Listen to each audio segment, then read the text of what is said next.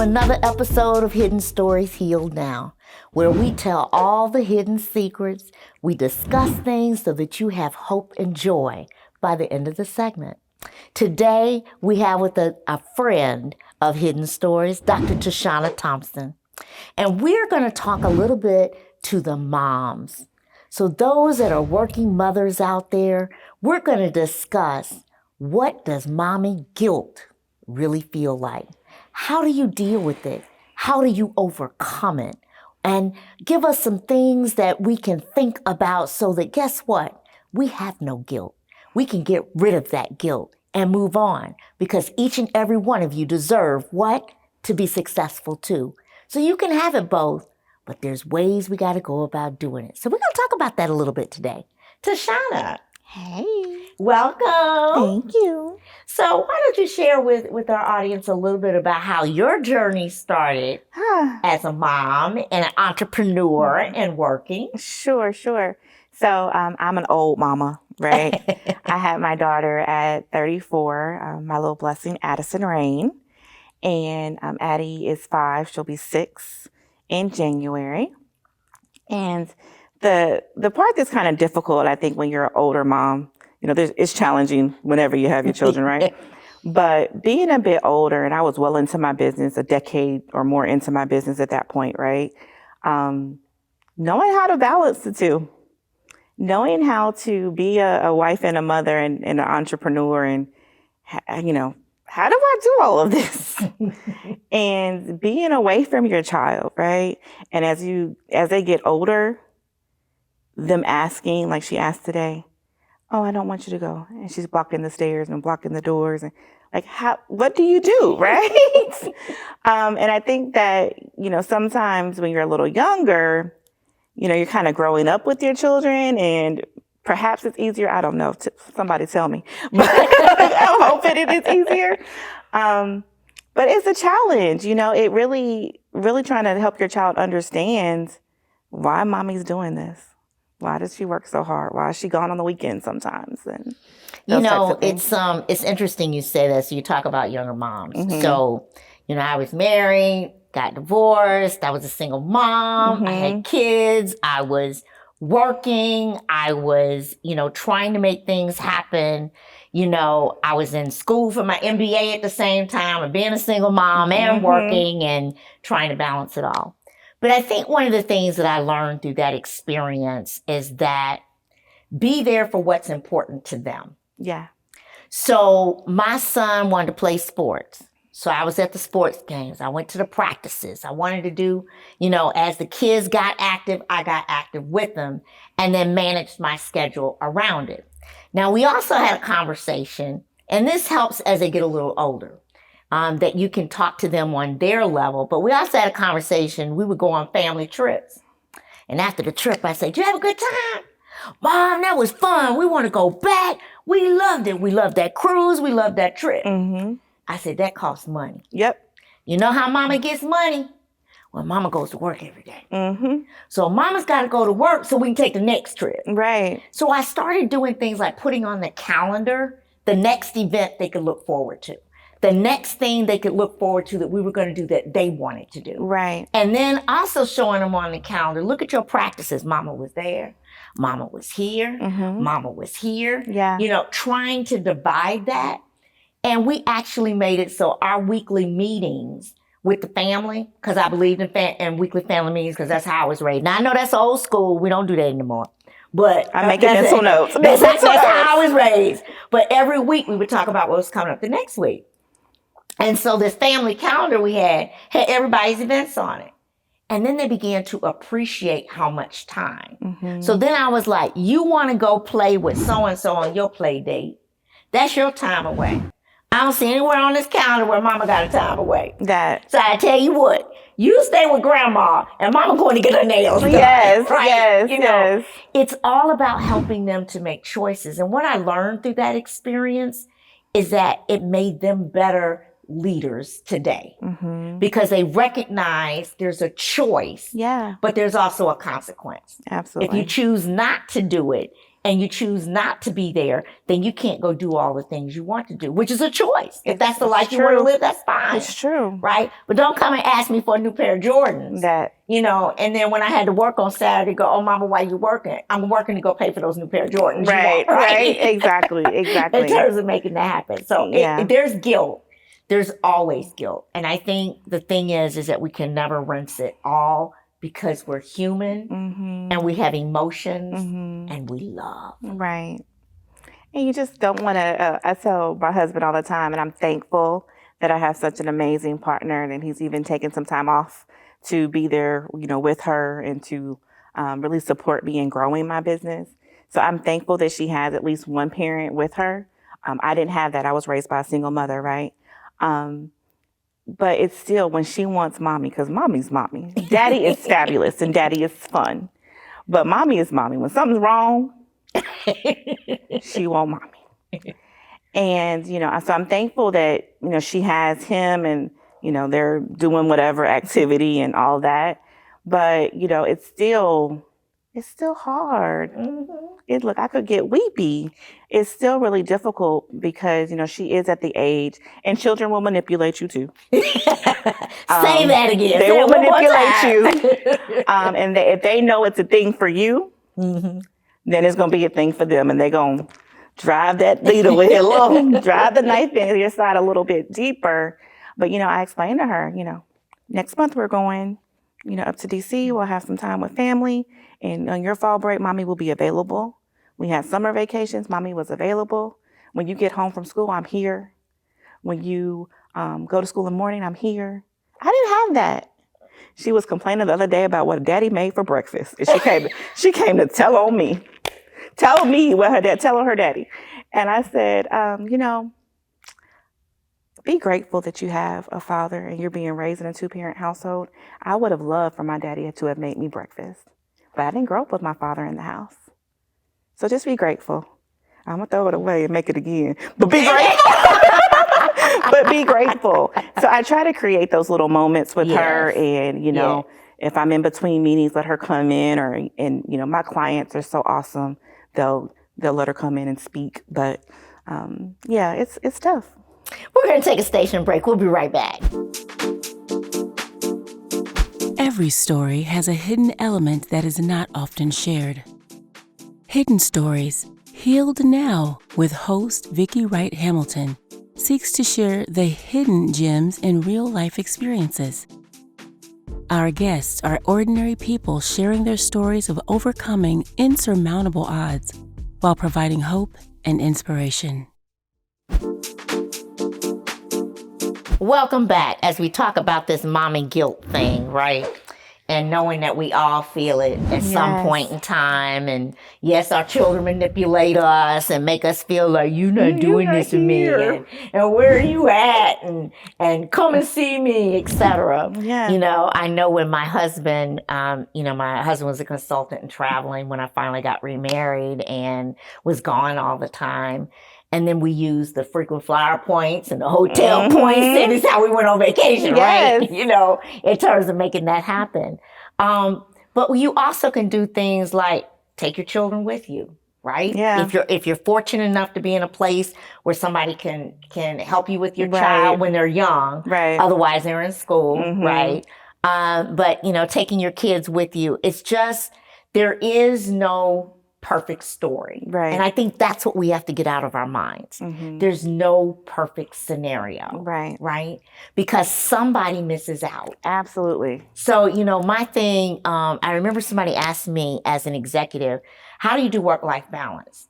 I said, work-life balance is defined by me and no one else. Yeah. My balance of what makes me happy, what keeps me emotionally stable, and mental stability is what's important. That's my balance. Right. So my balance may mean I need to be at work 10 hours a day because I need the intellectual stimulation. Right. I'm not asking you to do that. Right. That's my balance. Absolutely. Right. Or my balance may be I'm leaving at 2:00. I'm going to my son's game. I'll be back and I'll get back online afterwards. Right. But I'm going to his game. Right. Or my husband's out of town and we're going to have a weekend getaway. I'm flying to go see my husband for the weekend. Right. You have to define it for yourself. Yeah. And I just know that it makes a huge difference when everybody understands everybody's needs. Now, if there's any consolation to you, when we do these family meetings as they were in high school and growing up and getting older, they were glad mom and daddy were going to do what they needed to do. Because on the calendar was, I'm going to my friend's house to do this. I'm going to and then you go, then it's the reverse. You don't want to be with me anymore, exactly, right? Exactly. And I'm so cognizant of that now. So when she wants to spend time with me, I'm like, and she talks my face off. These new little girls, they talk incessantly. And I'm thankful, though, and I try to be interested, whatever it is, because I know there may come a day when she's a teenager that she don't want to talk to her own mama, right? So I'm very cognizant of that and trying to create moments and, no matter how small, that we can have fun, that we can dance and make up silly songs and have tea parties. She loves having tea parties. So trying to create those spaces while still taking care of myself. Going to get my nails done, waking up early in the morning so I can pray and meditate. Like, how do I still take care of me? Because for a very long time, for many years, look, I can't even say all that. She's only 5, right? But yeah, for the first 3 or 4 years, I was waking up, I'm getting her dressed, I'm getting her ready for daycare or school or whatever, and never having a moment for myself and becoming so depleted from that, right? So like you said, it's a juggling act of being there, carving out moments, communicating with them. And I'm just at the beginning of learning that juggling act. It will get easier. I promise you it will get a little easier. I know that those special moments are important. And if there's anything I can say is you all have a lot of things today we didn't have then. Videotape all you can. Yes. And all of those events. Because there's nothing like seeing it and hearing it. Right. At the time that it happens that you can reflect back on when you have those lonely moments. Right. I know I do. I have to pay my kids to come see me. I'm cooking dinner. Dinner's okay. What time is dinner, Mom? I'll be there, right? Absolutely. It's whatever that is that you need to do in order to be able to get them around you because they grow up, they become adults, have their own families and their own lives, and you're like, well, wait a minute, what about Mama? Right. Mama over here, right? Do you remember when you wanted me when you were exactly? Little? I want you now too. Right? Exactly. So it is a challenge. So let me say something that I'd like to ask you when we think about guilt, and we know guilt is real, right? When you have those moments of that emotion, what advice can you give to deal with them right in the split of the moment? Remember why you're doing what you're doing and communicating that to your child. I'm building a legacy for her.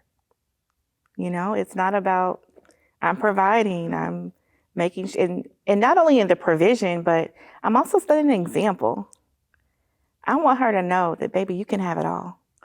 You can work, you can have an awesome career, awesome business, you can have a loving husband, you can have it all. And for so long we've been told as women, you can either be a stay-at-home mom or be a career woman, but you can't do both. And I am trying to find a way to a happy medium, right? So I work from home 90% of the time, and being able to be there for her in the mornings and still make breakfast and still get her dressed and being home when she gets home. I might not be the one to pick you up. Gigi's in the carpool line, but carving out those moments and telling myself, why are you doing this, Tashana? Why are you going? Why are you coming? Why can't she have you right now? And communicating that to her. Because the most precious thing we have is time, and time is something we can't get back. That's right. We can't get it back. And understanding the reasons why we do that. I think that's a great piece of advice, is to really understand why we're doing it. We're going to take a station break. And when we come back, we're going to see if we have a question or a comment from the audience. Every story has a hidden element that is not often shared. Hidden Stories, Healed Now, with host Vicki Wright Hamilton, seeks to share the hidden gems in real-life experiences. Our guests are ordinary people sharing their stories of overcoming insurmountable odds while providing hope and inspiration. Welcome back. Let's see if we have a question or a comment from the audience. Hi, I was just wondering, what's been your most challenging scenario relative to mommy guilt, and how did you resolve it? I would say today was a pretty challenging one, right? When she's blocking the doors and you're trying to hurry out of the door. And I don't know that I've resolved it. To be honest with you, right? I don't know that you, in a 5-minute interaction trying to get out the door, that you're resolving it. But I'm continuously having the conversation as much as she can understand at 5, and she's 5 going on 25, so she can understand that, mommy has to work, I'll be back. What a little cartoon she watches says, grown-ups come back. And I'm coming back. And thankfully, I'll be home tonight, right? And I'll have lovey time and cuddle time with her and watch a movie and eat popcorn. But, you do what you can when you can. But I don't know that it's ever really resolved, if I'm being really honest with you. So if it's not resolved, how are you feeling? I feel fine. I know that she's safe. I know that she's well taken care of. I know that I'm going to give her my undivided attention when I'm back home. And that we'll continue to have this conversation. And she wanted to come with me today. And I said, when you get a little older, you'll be able to come. And I think that'll make a difference, too, when you have a 10-year-old or a 15-year-old, if she still wants to come at 15, it's very different than having a 5-year-old. And involving her as much as I can, like I told you, you've seen her on our Zoom meetings before. She'll pop in and, explaining to my clients, and I have the most amazing clients, that she's going to come in. Please let her say hello. If it's not, too serious of a meeting, and most of the time it's not. And they indulge her. She says hi to Aunt Vicky and smiles and tells you about her day for 2 minutes, and we go back to work, right? But she feels involved. She feels like that she's part of this thing that mommy's doing. So it softens the blow a little bit. At least I hope. Hope she won't be on a therapist's couch about that. Maybe something else, but not that. Well, it's a blessing that you're able to do that. Everybody can't do that when they're not at home and trying to fit those special moments in that they have. You said something earlier in the show where you talked about the fact that all you had was a single mom. Yeah. Now that you're a mother and you're raising your child and you're talking about mommy guilt, what do you wish that your mother had known back then as a child? What would you have wanted her to do or to take into consideration? Because you were that child once. Yeah, and I don't know that there's anything that she could have done, because I had a working mother. My father, I knew who he was, but he wasn't overly involved. And he, supported me, but I didn't know he wasn't there in the day-to-day. And there were things she couldn't come to. She couldn't come to donuts with mom or whatever the thing, muffins with mom, whatever it was, because she had to work. And the importance of community. Like, I have the most blessed life, and I could weep because I have a loving and supportive husband. My mother lives with us, and she picks up a ton of the slack. And some women don't have any support. And even when my mother was a single mother, I had an aunt, I had a grandmother and a great-grandmother, and, I had community. And I think it's really important, no matter what our station is in life, it truly does still take a village. And having community, like even as a single mother, do you have a really good girlfriend that can, get your daughter, your child if needed, or whatever the case may be. I have a really good girlfriend that's a single mom, and I try to every blue moon bring her over, and you go do what you go to brunch with your friends or whatever, because it's so needed. We still have to have a moment to breathe. But I don't know that there's anything. My mommy still has mommy guilt. Because there's things that come up for me now as a 40-year-old woman that we're having conversation about. And she's like, I didn't know that affected you. Like, I remember her not being there at my pre-K breakfast. But you know what? She said, my auntie. Some things you just can't do anything about. And I think that's the important story here, is that, we put guilt on ourselves about things that we can't do anything Can't control about. it. And there's something that you said that I really want to stress, because I know as a single mom, this is how I survive. Community, community. My job had moved me away where I was not near family. I was a single mom, and I was working and responsible for it all. I I ended up having my one of my girlfriends. She was also a single mother, and she would come pick up my son from school. If I had to work late, I go pick up her son from school. We just helped each other, right? Because it was that community to help each other. Right. And I think that sometimes we lose sight of community. We lose sight of the importance of having people in our village that can help us, that are going to support us, that are going to be there. So I love the fact that you brought up community and the meaning of that. And they don't all have to be blood relatives. No. Let's just say that, okay? Not at all. Because we have friends that are more to us than some of our family members that we have. We create our families, right? That's right. We create our families, and they don't have to be by blood. No, not at all. All right. Well, can my audience thank Dr. Tashana Thompson for being here today? Thank you for having me. Thank you so much for joining us on another episode of Hidden Stories Healed Now, where we try to provide joy and hope to all. See you next time.